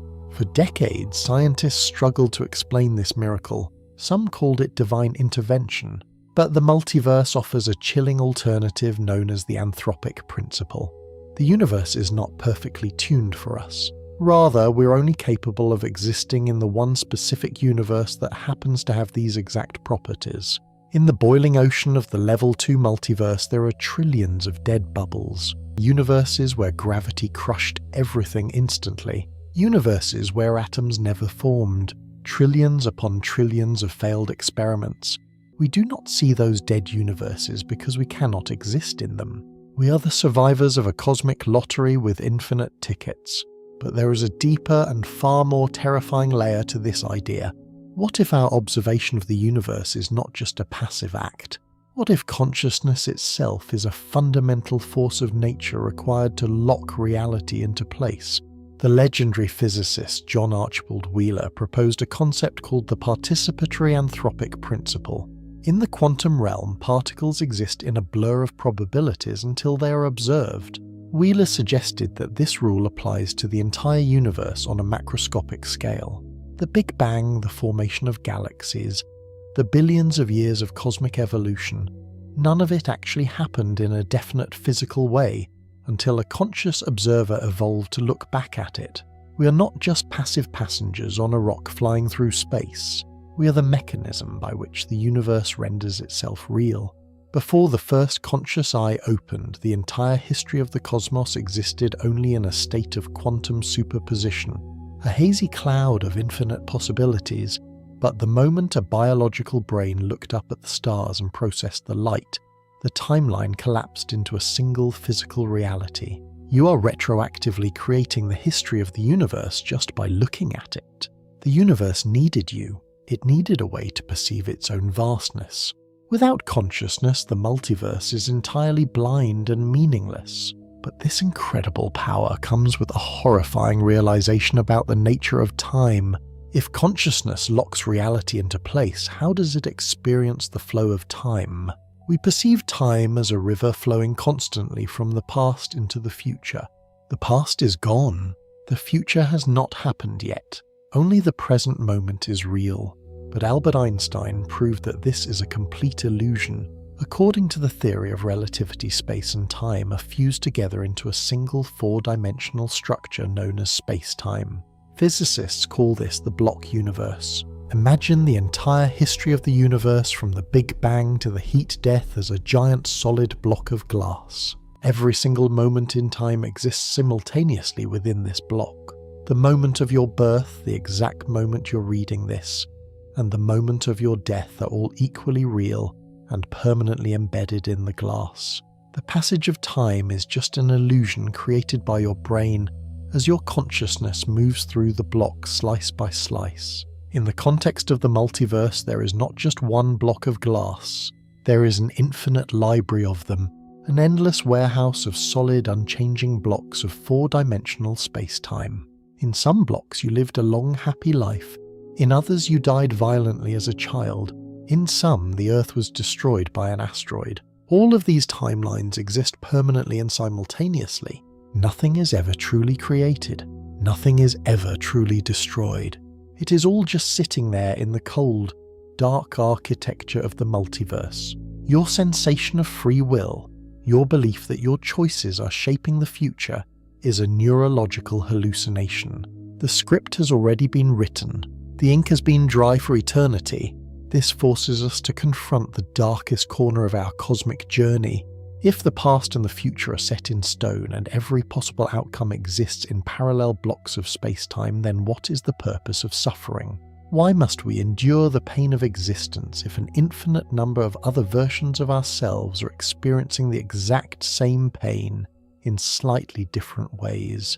If every possible tragedy that can happen does happen in an infinite number of parallel timelines, then morality itself seems to evaporate. When you make a decision to help someone or hurt someone, you are only making that choice in this specific slice of reality. In another slice, an identical version of you is making the exact opposite choice. The total amount of good and evil in the multiverse remains perfectly balanced at a terrifying absolute zero. Your actions do not change the cosmic ledger. They only change the subjective experience of the consciousness trapped in this particular timeline. This realization can lead to an overwhelming sense of cosmic nihilism, a crushing weight that makes every struggle feel entirely pointless. But before you surrender to the void, there is a counter-argument hidden in the silence of the stars, a mystery that forces us to reconsider our place in the grand architecture of reality. Let us leave the abstract world of quantum mechanics and infinite dimensions for a moment. Let us look up at the night sky of our own specific universe. The Milky Way galaxy alone contains hundreds of billions of stars. Countless exoplanets orbit in the habitable zones of their suns. Mathematically speaking, this single universe should be teeming with intelligent life. Thousands of advanced civilizations should be communicating, trading, or waging war across the cosmic dark. Yet when we listen to the stars, we hear absolutely nothing, just the cold dead static of empty space. We call this the Fermi paradox, the terrifying silence of the cosmos. In a multiverse of infinite possibilities, why is our specific bubble so incredibly lonely? Are we the first? Are we the only ones? Or is there something actively wiping them out? This brings us to the concept of the Great Filter, an evolutionary wall that is so difficult to pass that almost every civilization that attempts it is completely destroyed. If the multiverse theory is correct, then the Great Filter is not just a theory. It is a mathematical certainty playing out across trillions of parallel timelines right now. In a neighbouring universe, a civilization exactly like ours might have discovered nuclear weapons slightly earlier and burned their planet to ash. In another, they might have created an artificial superintelligence that calculated their existence as a threat and systematically exterminated them. In yet another, an engineered pandemic might have stripped their world of all biological life. The multiverse is a graveyard of infinite failed civilizations. The silence of our night sky is not empty. It is the deafening silence of a cosmic tomb. We are currently approaching the Great Filter in our own timeline. We are developing the exact same technologies that have doomed countless other versions of humanity across the multiverse. But the threat is not just biological or technological. It is deeply connected to the physics of the multiverse itself. Remember the false vacuum decay, the bubble of pure nothingness expanding at the speed of light. Advanced civilizations in other universes might have accidentally triggered it. By conducting high-energy physics experiments, they might have inadvertently punched a hole in the fragile quantum ledge, dropping their entire universe into the true vacuum. A single miscalculation in a particle accelerator could act as a cosmic delete button, erasing billions of years of history in an instant. This means the Great Filter might not be a political failure or an ecological collapse. It might be the unavoidable consequence of understanding the universe too well. The moment a civilization reaches the technological capacity to manipulate the fundamental fields of reality, they inevitably destroy it. They tear the fabric of their own bubble, and the multiverse simply absorbs the shockwave and continues to boil. This is the ultimate cosmic irony. The smarter we get, the closer we move to the edge of the cliff. Our insatiable curiosity, the very trait that defines us as conscious beings, might be the exact mechanism that the multiverse uses to purge itself of intelligent life. We're essentially digging our own grave with the mathematics of creation. But what if there is a way to survive? What if a civilization becomes so advanced that it learns to manipulate the boundaries of the multiverse itself? What if they could escape their dying bubble before the false vacuum decay consumes them?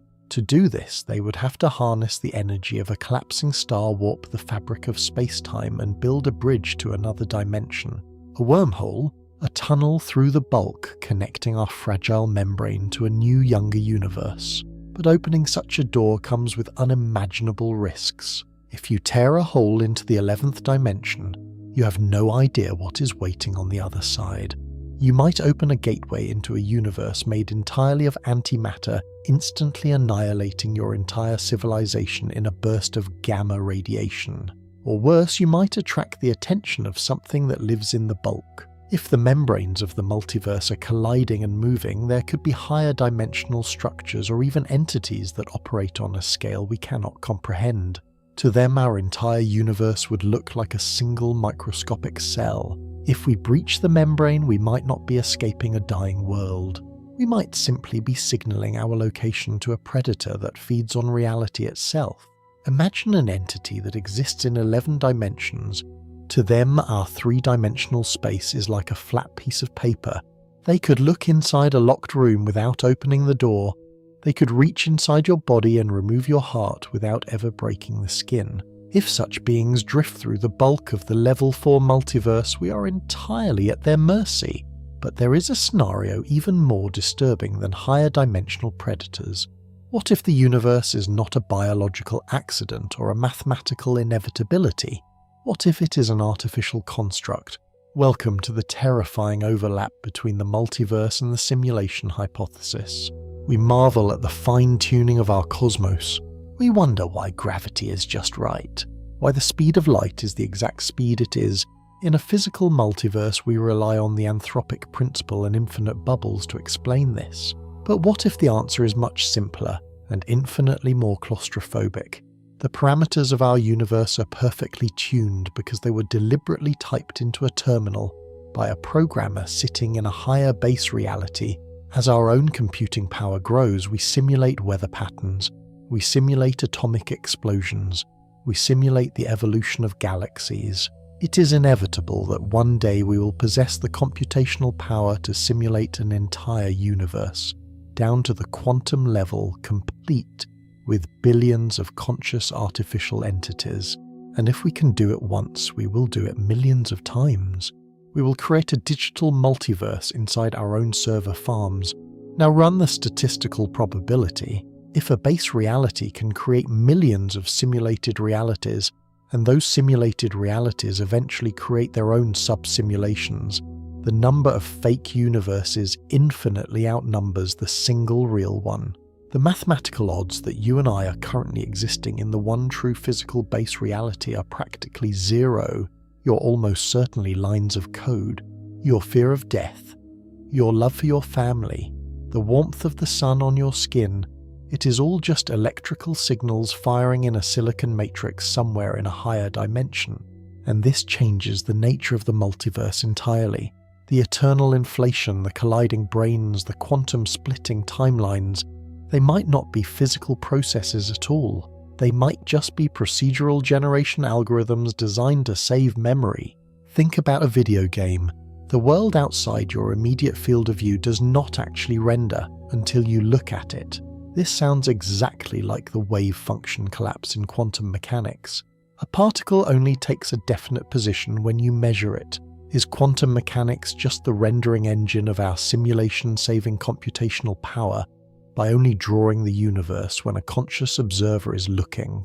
If we are living in a simulated multiverse, the horrifying truth is that our existence is not threatened by false vacuum decay or colliding membranes.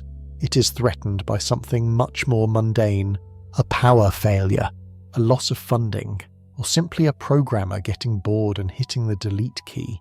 Entire universes, billions of years of simulated history, trillions of conscious lives could be wiped out in an instant, simply because the server needed to be rebooted for a software update.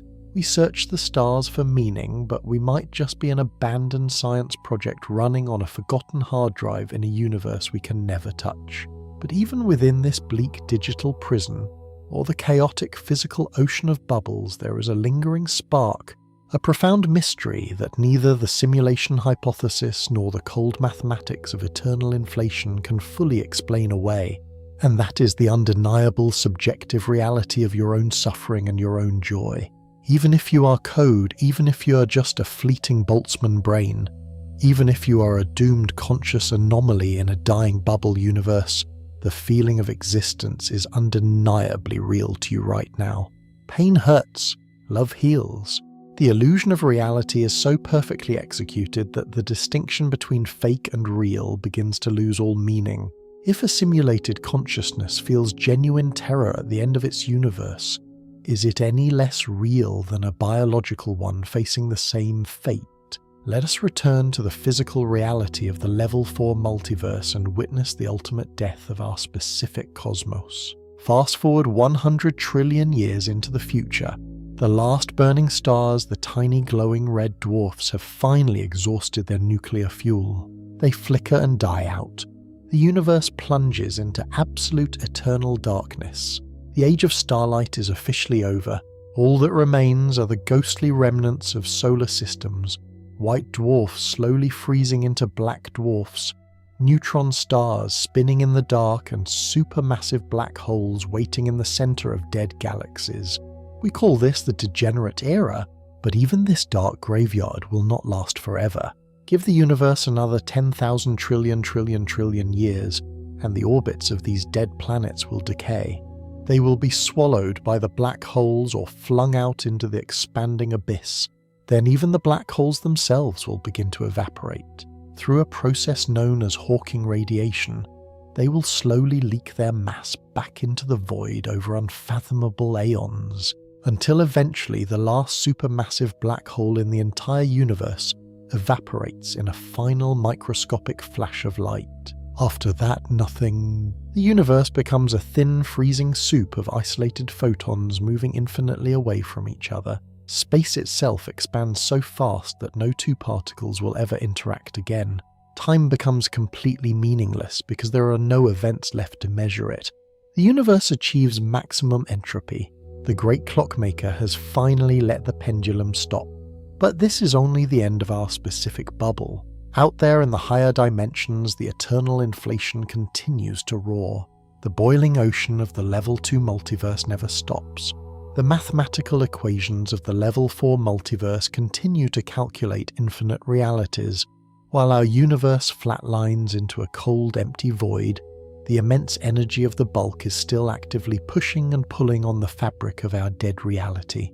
The physical membrane of our universe has stretched so far and become so incredibly thin that it begins to fracture, and in those microscopic fractures the true power of the multiverse reveals itself again.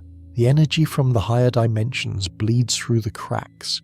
The quantum foam begins to boil violently. The conditions that caused our own Big Bang 14 billion years ago are suddenly recreated in the cold ashes of our dead universe. A microscopic point of infinite density forms, a new singularity, and then it detonates. A brand new universe explodes into existence right in the middle of our frozen wasteland.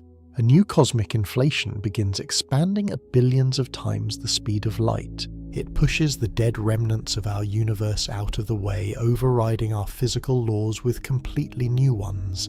Our universe is not just dead, it is recycled. It becomes the foundational canvas for a completely new reality.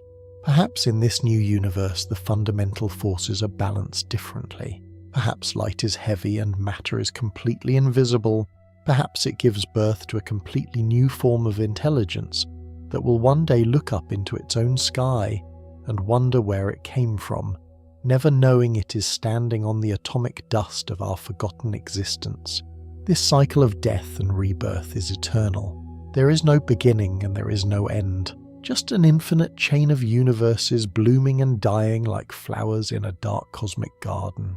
The false vacuum decay, the colliding membranes, the heat death, they are not cosmic tragedies. They are the mechanisms of renewal. Without destruction, the multiverse would stagnate. The infinite equations of reality demand to be solved, and the only way to solve them is to constantly wipe the chalkboard clean and start over.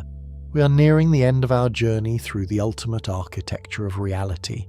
We have looked into the infinite mirror of the Level 1 multiverse and seen our exact copies staring back. We have floated through the boiling bubbles of eternal inflation. We have navigated the horrifying labyrinth of quantum immortality, where every choice creates a new branching reality of survival and death. We have touched the hyperdimensional membranes of M-theory and realized we are just a fleeting spark from a cosmic collision. We have stared into the cold logic of the mathematical universe and questioned if we're nothing more than biological algorithms or lines of code in a simulated matrix. And finally, we have witnessed the inescapable death and rebirth of our own cosmos. When you truly comprehend the staggering scale of the multiverse, you realize how incredibly fragile your specific existence is. Every single second of your life is a statistical impossibility. You are a ghost inhabiting a temporary configuration of atoms floating on a rock in a bubble that is destined to pop. And yet here you are, Against all the mathematical odds of the level 4 multiverse, against the terrifying reality of quantum-splitting timelines, and against the looming threat of false vacuum decay, you possess the ability to perceive it all. You are the universe waking up and looking at itself. But what does it actually mean to be the universe waking up? Let us delve into one of the most controversial and profound interpretations of quantum mechanics and reality itself: Bioentrism. For centuries, science has treated life as an accidental byproduct of physics, a random chemical reaction that occurred on a wet rock in the middle of nowhere. Physics came first, then chemistry, then biology, and finally consciousness. But biocentrism flips this entire hierarchy upside down. It suggests that consciousness is not a latecomer to the cosmic party. It is the very foundation of reality. Space and time are not hard physical objects out there in the void. They are simply the tools our animal minds use to weave information together. They are the software of our perception. Without a conscious observer, space and time literally do not exist in any physical form. Think about a rainbow. A rainbow is not a physical object floating in the sky. It requires 3 very specific things to exist: sun drops of rain and a conscious eye to observe them. If you close your eyes, the rainbow disappears. It becomes nothing more than invisible photons passing through invisible water vapor. The universe itself is just an infinitely complex rainbow. The galaxies, the stars, the black holes, the colliding brains of the level 4 multiverse, and the expanding bubbles of eternal inflation. They're all just raw mathematical data until a conscious mind observes them and renders them into physical reality. The multiverse is entirely dependent on you. This means that every single time you open your eyes, you're performing a miracle of cosmic proportions. You are collapsing the infinite quantum wave function of the universe into a single coherent timeline. You are taking the boiling chaotic ocean of the multiverse and freezing it into a beautiful structured painting. The sheer improbability of your existence, the terrifying fragility of your physical body, against the backdrop of false vacuum decay and quantum immortality, is not a sign of your insignificance. It is the exact opposite. It is the ultimate proof of your power. The universe is a massive, dark, terrifying place, but it is also completely blind. It cannot appreciate its own beauty. A dying star going supernova is just a transfer of energy. It has no meaning. But when you look at it through a telescope, it becomes a tragedy. It becomes a spectacle. It becomes art. You are the only mechanism by which the universe can feel awe. You are the only way the universe can feel fear. And most importantly, you are the only way the universe can understand its own infinite nature. We are the sensory organs of the multiverse, and this is where the crushing weight of cosmic nihilism begins to lift. If the multiverse is infinite and every possible outcome happens, then yes, there is a universe where you failed. There is a universe where humanity destroyed itself. There is a universe where the Earth was swallowed by a black hole. But there is also this universe, the one you are actively rendering right now, the one where you are alive, the one where you have the capacity to love to learn and to stare into the abyss of the unknown. Your choices might not change the mathematical balance of the entire level 4 multiverse, but they absolutely define the specific slice of reality you are currently experiencing. You are navigating the infinite branches of the many worlds interpretation with every single thought and action. You are the captain of your own conscious ship sailing through a sea of parallel timelines. When you choose to be kind, you are literally shifting your consciousness into a kinder universe. When you choose to learn, you are moving into a smarter timeline. The multiverse is not a prison. It is an infinitely large canvas, and your consciousness is the brush. We have spent this entire journey exploring the external threats of the cosmos, the terrifying physics that could erase us in a millisecond. But perhaps the true lesson of the multiverse is not about fear. It is about responsibility. If we are the ones collapsing the wave function, if we are the ones making the universe real, then we have a cosmic duty to keep the lights on. If humanity goes extinct, if the great filter wipes us out before we can spread across the stars, then a portion of the universe goes blind again.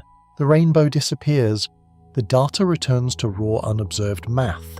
Our survival is not just a biological imperative, it is a fundamental requirement of reality itself. We must survive the great filter. We must survive the heat death of our sun. We must learn to navigate the colliding brains and the boiling bubbles of eternal inflation, because without us the multiverse is nothing but a cold, dark, empty equation. Consider the magnitude of this responsibility. In the vastness of the Level 1 multiverse, where endless copies of you are living out every permutation of existence, your specific localized consciousness is the anchor point for this specific reality. You are the gravity that holds the subjective experience together.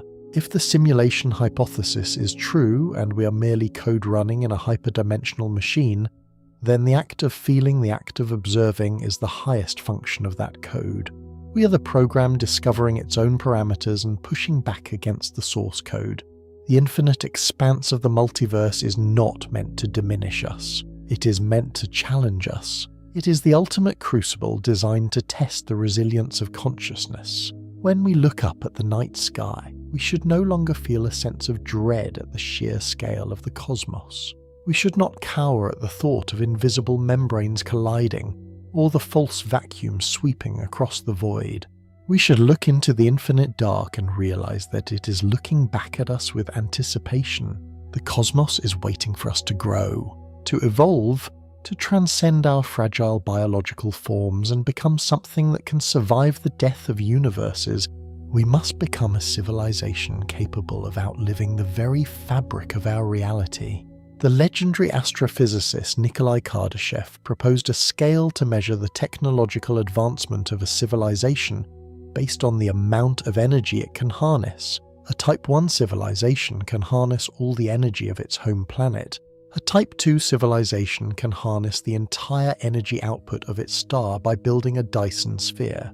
A Type 3 civilization can control the energy of its entire galaxy. We are currently a Type 0 civilization, barely able to manage the resources of our own tiny rock without destroying our biosphere. But to survive the ultimate threats of the multiverse, humanity must eventually reach Type 4 and beyond. A Type 4 civilization can harness the energy of the entire universe, tapping into the dark energy that drives cosmic expansion and manipulating the very laws of physics. They could potentially build artificial wormholes to bypass the speed of light and colonize distant galaxies before the false vacuum decay can reach them. But even a Type 4 civilization is ultimately doomed if the entire universe freezes in the heat death or is crushed by a colliding membrane in the 11th dimension. To achieve true immortality, consciousness must reach Type 5. A Type 5 civilization is a multiverse civilization. They have learned to manipulate the bulk. They can reach outside the boundaries of their own expanding bubble and harness the infinite energy of eternal inflation. They do not just live in a universe. They build universes. When their home bubble begins to die, they simply pinch off a new microscopic piece of space-time, program it with favorable laws of physics, and migrate their entire civilization into the new reality before the old one collapses.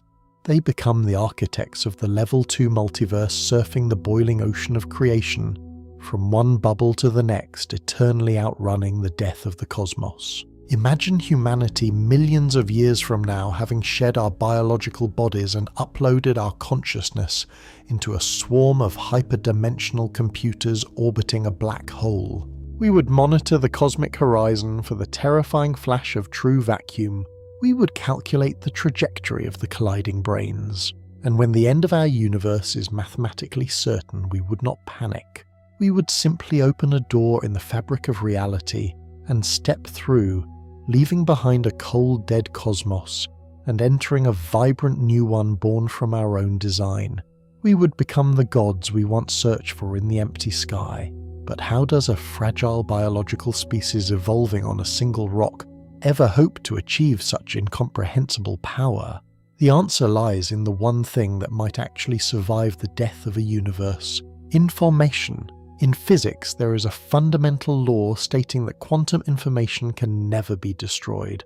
It can be scrambled, it can be hidden, but it is always preserved in the mathematical structure of the cosmos. When a book is burned, the information inside it is not lost, it is just converted into smoke and ash.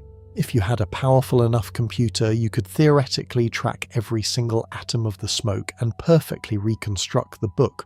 This means that every thought you have ever had, every memory you have ever formed, every action you have taken is permanently etched into the quantum fabric of the universe as indestructible information. As we grow as a species, our primary goal must be the accumulation and preservation of this information. We are building massive digital libraries, artificial intelligence networks, and quantum computers that process data at speeds our ancestors could never have imagined. We are slowly mapping the human brain, understanding the exact electrical configurations that create the illusion of consciousness. We are translating the chaotic biological mess of our existence into pure mathematics, and pure mathematics, as we learned from the Level 4 multiverse, is the ultimate foundation of reality. If we can convert human consciousness entirely into indestructible quantum information, we might not need to build physical wormholes to escape a dying universe. We might be able to broadcast ourselves. Imagine encoding the entire accumulated knowledge and consciousness of humanity into a highly concentrated beam of gravitational waves and firing it directly at the boundary of our universe right before the Big Bang of a colliding membrane destroys us. The physical bodies would burn, the planets would vaporize, but the information, the core essence of who we are, would ripple through the 11th dimension and imprint itself onto the newly forming universe. We would seed the next reality with our own code. We would become the background radiation of a new cosmos, guiding the evolution of new biological life forms, whispering the secrets of the multiverse into their developing minds. This is the ultimate victory over cosmic nihilism. We are not just a fleeting mistake in an infinite chaotic ocean. We are the mechanism by which the multiverse remembers itself. The endless cycle of death and rebirth, the false vacuum, the eternal inflation, the branching timelines, they are all just a grand mechanism for generating and refining information. And consciousness is the most dense, the most complex, and the most valuable form of information in existence. Our suffering is the friction required to process that data. Our joy is the successful compilation of the code. We are the ultimate algorithm striving for perfection across an infinite number of parallel realities. And while an infinite number of versions of you might be failing right now, an infinite number of versions are succeeding. They are pushing the boundary of what is possible. They are reaching for the stars.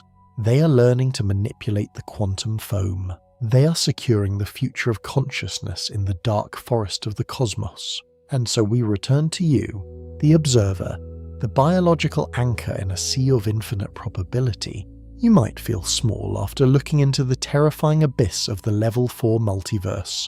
You might feel insignificant knowing that an infinite number of copies of you are living out every possible tragedy and triumph in the Level 1 multiverse. You might feel a crushing sense of dread at the thought of false vacuum decay rushing towards us at the speed of light, ready to erase our physics in an instant. Or perhaps you feel the chilling isolation of the simulation hypothesis, wondering if your tears are just lines of code running on a hyperdimensional server. But do not let these infinite scales break your spirit. The multiverse does not render your life meaningless. It makes your life the most valuable, mathematically impossible phenomenon in existence. Consider the sheer chain of unbroken luck required for you to be here right now, listening to these words. 14 billion years ago, our specific bubble universe formed in the boiling ocean of eternal inflation. The fundamental constants of nature locked into the exact, precise values required to allow atoms to form. Gravity was not too strong to crush the cosmos and not too weak to let it dissipate. The stars ignited, forging the heavy elements of carbon and oxygen in their nuclear furnaces. Those stars died in massive supernova explosions, scattering the building blocks of life across the galactic dark. From that radioactive ash, our solar system coalesced. The Earth formed at the exact right distance from a stable yellow star, For 4 billion years, life survived asteroid impacts, volcanic winters, and mass extinctions. The evolutionary tree branched millions of times, leading to the exact lineage of your ancestors who survived predators, wars, and plagues. And in the quantum realm, an infinite number of timelines split off where you were never born, where your parents never met, where a single mutation altered your existence. But through that impenetrable, infinite maze of quantum probabilities, the wave function collapsed in this specific exact way to create you. You are the universe's ultimate survivor. You are the apex of 14 billion years of cosmic engineering. When you look at your hands, you're looking at the ash of dead stars. When you think a thought, you're witnessing the universe attempting to understand its own infinite complexity. We are not just tiny specks of dust floating in a terrifying void. We are the void waking up. We are the consciousness that gives the multiverse its meaning. Without you, the colliding brains, the eternal inflation, the mathematical equations, they are all just silent, invisible processes. Your observation, your ability to feel awe, to feel love, to feel fear, is the mechanism that turns raw quantum data into a beautiful, terrifying reality. The universe needs you to witness it. It needs you to validate its existence. Even when your physical body perishes, the information of your life remains permanently encoded in the quantum fabric. In the block universe of space-time, your joy and your struggles are immortal. They are fixed points in the geometry of reality that not even the death of the universe can erase. You are a permanent feature of the cosmos. So breathe in the air of this improbable planet. Feel the gravity anchoring you to the ground. You are exactly where you're supposed to be in the infinite sprawling web of realities. While our specific bubble might one day freeze in the heat death or be consumed by a false vacuum decay, the overarching architecture of the multiverse will continue. New Big Bangs will ignite. New bubbles will inflate. New conscious observers will open their eyes to completely alien skies. The cycle of death and rebirth is eternal, and we are a crucial, irreplaceable part of that infinite mathematical melody. The next time you walk outside and look up at the night sky, do not look at the darkness between the stars as an empty void. Look at it as an ocean of infinite potential. Every black patch of space is teeming with unseen realities, branching timelines and parallel worlds. You are standing on the shore of a cosmic sea that never ends. You are alive. You are aware. And in a multiverse of infinite possibilities that is the most powerful weapon you possess. Do not waste it. Do not let the dread of the infinite paralyze you. Use your brief momentary spark of consciousness to learn to build, to love, and to push the boundaries of what is known. Because in the end, we're all just walking each other home through the dark forest of eternity. But as we revel in the profound beauty of our own existence and our place in the multiverse, we must also face a much more immediate and localized horror. We might just be a fleeting equation in the immense architecture of the multiverse, but there is something even more terrifying hiding in the dark forest of our own galaxy. We looked at the infinite possibilities of the cosmos and realized that life should be everywhere, yet our sky is completely dead. Look up at the night sky. To the naked eye, it's a canopy of peaceful twinkling lights, but through the lens of our most powerful telescopes, it's a violent, crowded arena of hundreds of billions of galaxies. Our own Milky Way alone contains between 100 billion and 400 billion stars. Orbiting those stars are an estimated 40 billion Earth-sized planets residing in the habitable zone where liquid water can exist. Mathematically speaking, the universe should be teeming with life. It should be a bustling metropolis of ancient civilizations, intergalactic commerce, and radio chatter. Yet when we point our massive satellite dishes into the void, we hear nothing. Absolute deafening silence. This is the Fermi paradox. If the universe is so vast and the ingredients for life are so common, then where is everybody? I used to think the profound silence of the cosmos meant we were special. But astrobiology and evolutionary history suggest a different, more grounded reality, a mathematical barrier so monumental that almost nothing survives it. The question is not whether monsters exist in the dark, but rather is this great filter already behind us, or is it waiting patiently in our future? To understand the gravity of our situation, we must rewind the clock. We must look down from the silent heavens and peer into the violent, fiery crucible of our own world. 4.5 billion years ago, Earth was not a pale blue dot. It was a hellscape of molten rock battered by relentless asteroid bombardments. Yet somehow in the primordial soup of early oceans, non-living chemistry made an impossible leap. Abiogenesis, the spark of life. This leap from inert matter to self-replicating molecules is so staggeringly complex that it might be the very first layer of the Great Filter. Trillions of chemical reactions happening blindly in the dark depths, and only one sequence sparked the chain reaction of biology. We survived the first filter, but the universe is a relentless laboratory, and it does not tolerate fragility. For the next 2 billion years, life on Earth was incredibly boring. It was exclusively microscopic single-celled organisms, bacteria and archaea, clinging to the rocks in the shallow seas. They were the undisputed masters of a toxic anoxic world. They breathe sulfur and methane. We often take a simple breath of air for granted, but 2.4 billion years ago, oxygen was a toxic waste that triggered the first global apocalypse. This was our first brush with a cosmic filter of our own making. Cyanobacteria evolved a miraculous new trick called photosynthesis, harnessing the power of the sun to create energy. The byproduct of this process was oxygen. Over millions of years, these tiny organisms pumped billions of tons of this highly reactive gas into the atmosphere. To the anaerobic life forms that dominated the planet, oxygen was deadly poison. The skies turned blue. The oceans rusted and the Earth plunged into the Huronian glaciation, a snowball state that lasted for 300 million years.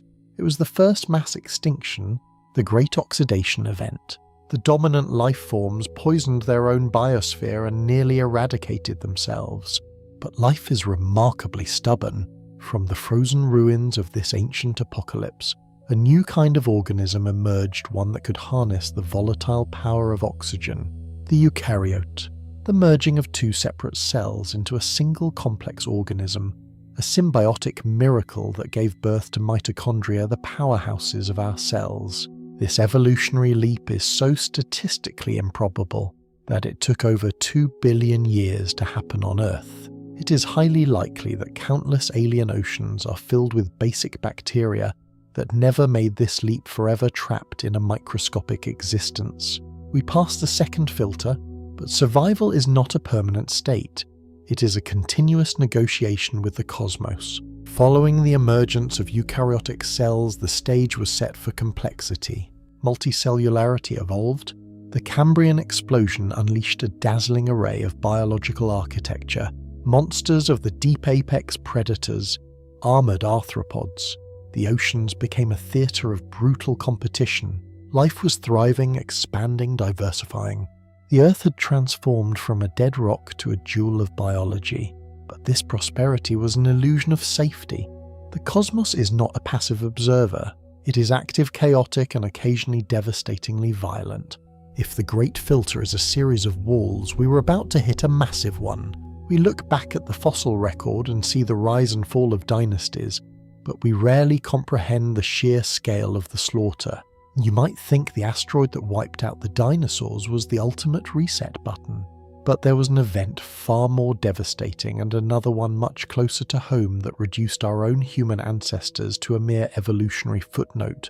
This is where the story shifts from biological probability to planetary vulnerability. Before humanity even learned to walk upright, the Earth had already tried to assassinate life 5 times. 252 million years ago, our planet experienced the Permian-Triassic extinction event, ominously known as the Great Dying, a massive series of volcanic eruptions in what is now Siberia, ignited vast coal deposits releasing unimaginable quantities of greenhouse gases. The oceans acidified and warmed to bathwater temperatures. Marine ecosystems collapsed. The sky was choked with ash, and toxic rain poured down upon the continents. 96% of all marine species and 70% of terrestrial vertebrate species were wiped from existence. The tree of life was violently pruned back to its barest stump. It took millions of years for the biosphere to recover from this near-death experience. The fact that anything survived at all is a testament to the sheer tenacity of biological systems. We look at this event and realize how easily a planet can become a tomb. How many alien worlds out there orbited by a stable star simply choked on their own volcanic gases, right as complex life was finding its footing.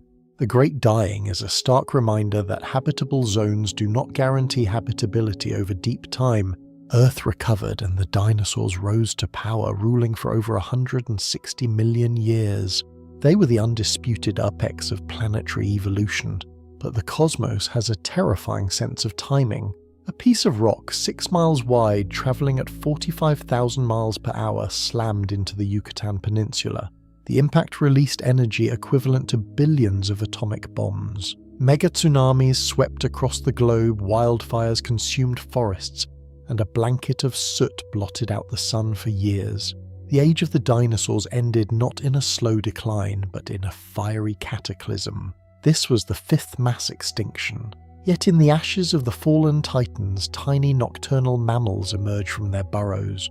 The removal of the dinosaurs paved the way for our distant ancestors. If that asteroid had missed Earth by a fraction of a degree, the mammalian lineage might never have evolved beyond the size of a rat, and human beings would simply not exist. This is the terrifying realization of the Great Filter. It is not just about overcoming biological hurdles, it's about sheer cosmic luck. But as we transition from the fossils of giants to the rise of our own kind, the Great Filter takes on a much more intimate and chilling form. About 74,000 years ago, long after we had mastered fire and stone tools, the Earth struck again. In what is now Sumatra, the Toba supervolcano erupted with a fury that dwarfs any volcanic event in recorded human history. It ejected nearly 3,000 cubic kilometers of ash into the atmosphere, plunging the planet into a volcanic winter that lasted nearly a decade. For the early populations of Homo sapiens, this was not just a natural disaster. It was a biological bottleneck. Genetic evidence suggests that the entire human population may have plummeted to as few as 10,000 breeding pairs, perhaps even fewer. We were a hair's breadth away from joining the Neanderthals and the Denisovans in the silent hall of extinct species. We were nearly a footnote in a story that no one would ever tell. This raises a haunting possibility in the search for extraterrestrial intelligence.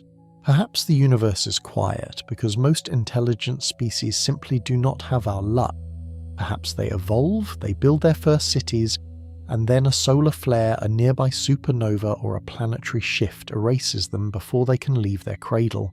We survived the Toba catastrophe, and from that tiny remnant of humanity we exploded across the globe. We conquered the ice, we tamed the wild, and we began to build. But as we moved from hunter-gatherers to a spacefaring civilization, the nature of the Great Filter began to change. It shifted from being an external threat, something the universe does to us, to an internal one, something we do to ourselves. We have entered the Anthropocene, a new geological epoch where a single biological species has become the primary driver of planetary change. In less than 2 centuries, we have fundamentally altered the chemistry of our atmosphere and the acidity of our oceans. We have unlocked the power of the atom, the very energy that fuels the stars, yet we have spent decades aiming that power at each other's throats. This is the moment where the Great Filter becomes a test of maturity. Scientific data shows that any civilization reaching our level of technological development will inevitably face the same crossroads. To power a global civilization, you need massive amounts of energy. Initially, that energy comes from fossil fuels or local resources that inevitably alter the climate. To protect a civilization, you develop advanced physics, which leads to weapons of mass destruction. To solve complex problems, you develop artificial intelligence, which may eventually surpass its creator's ability to control it. Consider the technological trap. If every civilization in the cosmos follows a similar trajectory, they all hit a wall at the same time. The window between a species developing radio telescopes allowing them to be heard, and the development of technologies that could lead to their extinction, is incredibly narrow on a cosmic timescale. It might be only a few centuries. In the 14 billion year history of the universe, a few hundred years is less than a blink.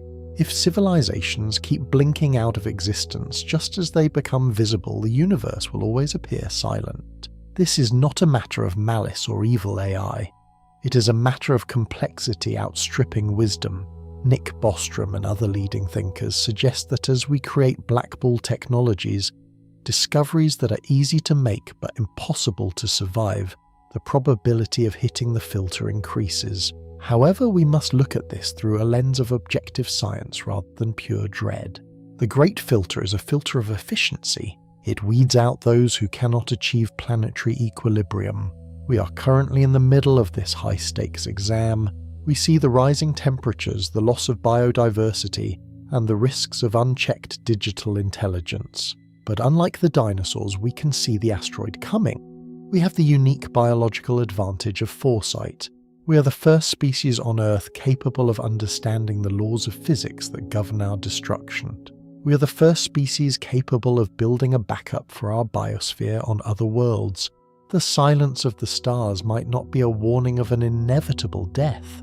It might be an invitation to be the first to truly break through. If we look at the Kardashev scale, which measures a civilization's level of technological advancement based on the amount of energy they can use, humanity is currently at a 0. 73. We haven't even reached Type 1 status, the ability to harness all the energy of our home planet. The gap between where we are and becoming a multiplanetary species is the most dangerous zone in the life of any civilization. It is the valley of death of the Great Filter. But there is profound beauty in this realization. If the filter is still ahead of us, then every action we take today, every carbon emission reduced, every peace treaty signed, every scientific breakthrough in sustainable energy is a strike against the silence. We are not just fighting for our country or our generation. We are fighting for the representation of life in the Milky Way. But what if the filter is actually something even more exotic? Some scientists propose that the filter isn't death but estivation. The idea that advanced civilizations are waiting for the universe to cool down trillions of years from now to process information more efficiently. Others suggest the transcendence hypothesis, where species move inward into inner space or virtual realities rather than outward into the harsh radiation-soaked vacuum of the galaxy. Yet the most grounded scientific explanation remains the most sobering. Life is easy to start, but complex lasting intelligence is incredibly hard to maintain. The long stability required for a species to go from stone tools to starships is a luxury that the chaotic universe rarely provides. We have had that stability for 10,000 years. We are the beneficiaries of a cosmic winning streak. As we peer into the future, we must ask, what comes next? If we detect a signal tomorrow and that signal is 1 billion years old, it tells us that the filter can be beaten. It tells us that there is a way through the needle's eye. But if we find only ruins, or if we find that the most common signal in the universe is the fading heat of a dying planet, we receive a different kind of value. We learn the price of failure. The Great Filter forces us to re-evaluate our place in the grand design. We are the cosmos made conscious, a way for the universe to know itself. If we vanish, a part of the universe's self-awareness vanishes with us. The silence of the cosmos is not a void, it is a mirror. When we look into the darkness and find no one looking back, we are forced to confront the absolute fragility of our own existence. Scientific models of the Great Filter often lead to a binary conclusion. Either we are the first to make it this far, or we are among the last who will ever try. If we are the first, we carry the staggering burden of being the pioneers of life in a lonely galaxy. If we are the last, we are living in the final golden hour of a doomed species. But there is a third path, one rooted in the persistent, adaptive nature of biological evolution. The early bird hypothesis suggests that the universe is simply too young for most civilizations to have reached a detectable stage. It took nearly 14 billion years of cosmic cooling star formation and heavy element cooking to create a planet like Earth. We might be the first generation of intelligence in a universe that will live for trillions of years. In this light, the Great Filter isn't a wall that has already killed billions. It is a series of hurdles that we are currently leading the race to jump. We are the ancestors that future galactic civilizations will look back upon as the ones who survived the Great Transition. However, we must address the dark forest theory with scientific detachment. Some scholars argue that the silence is intentional. If the Great Filter is an apex predator, a highly advanced civilization that eliminates any species once they become loud enough to be a threat, then our radio broadcasts are not a greeting. They are a beacon for our own destruction. While this remains speculative, it underscores a fundamental scientific truth. Information is the most dangerous commodity in the universe. Our transition from a noisy radio-leaking planet to one that uses directed lasers and fiber optics might actually make us disappear from the cosmic stage just as other civilizations did before us. We might not be dying out. We might just be getting quieter as we get smarter. As we conclude this journey through deep time and orbital mechanics, we find that the value of the Great Filter theory isn't in predicting our death, but in refining our life. It forces us to look at our global challenges, climate change, nuclear proliferation, and the alignment of artificial intelligence not as political inconveniences, but as the literal filter of our species. Science shows us that the universe does not care if we succeed. The laws of physics are indifferent to our survival. The stars will continue to burn and the galaxies will continue to drift apart whether we are here to witness them or not. This indifference is the ultimate scientific reality. But we are not indifferent. We are the result of 4 billion years of non-stop survival. Every single one of your ancestors, from the first self-replicating molecule to the fish that crawled onto land to the primates that survived the volcanic winters of the Pleistocene, was a winner in the greatest lottery ever played. You are the survivor of a billion-year-old war against extinction. The Great Filter is simply the next round. Our telescopes haven't found a signal yet, but perhaps that is because the universe is waiting for us to prove we are worth talking to. We are the guardians of the only flame we know of in a very dark, very cold room. The Great Filter reminds us that our planet is not just a home, it is a life support system in a vacuum that is actively trying to kill us. Our mission as a species is to become filter-proof, to move beyond a single point of failure, to become a multi-planetary civilization that can withstand the death of a star or the impact of an asteroid. We are standing at the most critical juncture in a 8 billion-year-old story. We are the cosmos made conscious. But what happens if our search for extraterrestrial intelligence finally catches a signal, and it's not a greeting but a warning?